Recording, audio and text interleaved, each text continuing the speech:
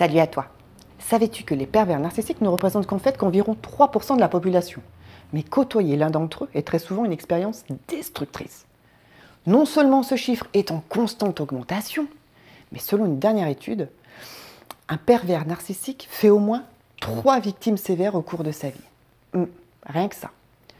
Plus difficile à repérer qu'on ne le pense, ce sont des personnalités hautement toxiques.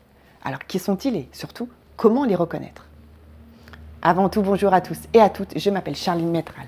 Je suis experte en transition de vie et spécialiste des relations toxiques. Si le sujet t'intéresse, abonne-toi à cette chaîne.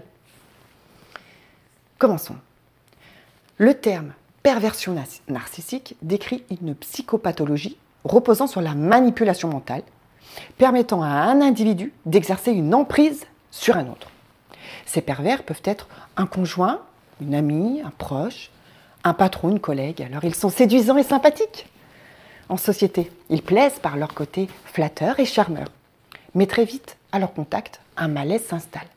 Et leurs victimes entrent dans une spirale infernale de culpabilisation et de dévalorisation. Personne ne peut vivre sainement autour d'un pervers narcissique. Très égocentrique, la personne atteinte de ce trouble montre un très faible degré d'empathie vis-à-vis d'autrui. Elle a besoin de se sentir exister en écrasant l'autre pour se sentir supérieure. Elle est comme un virus.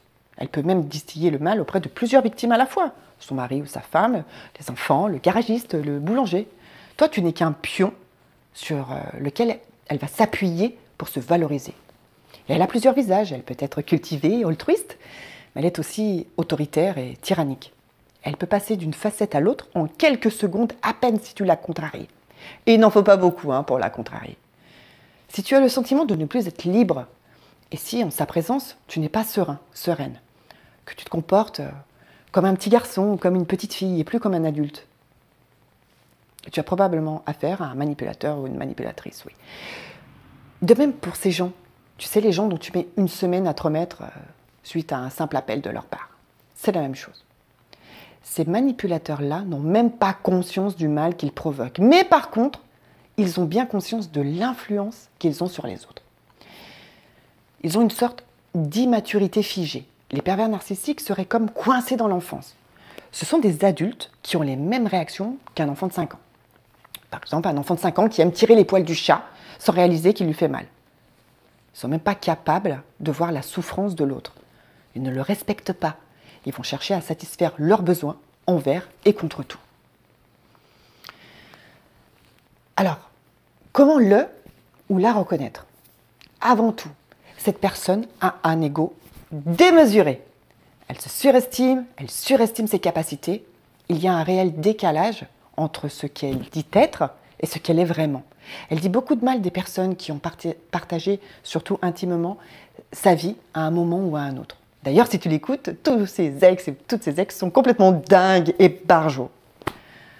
Son besoin d'attention extrême le ou la met toujours sur le devant de la scène.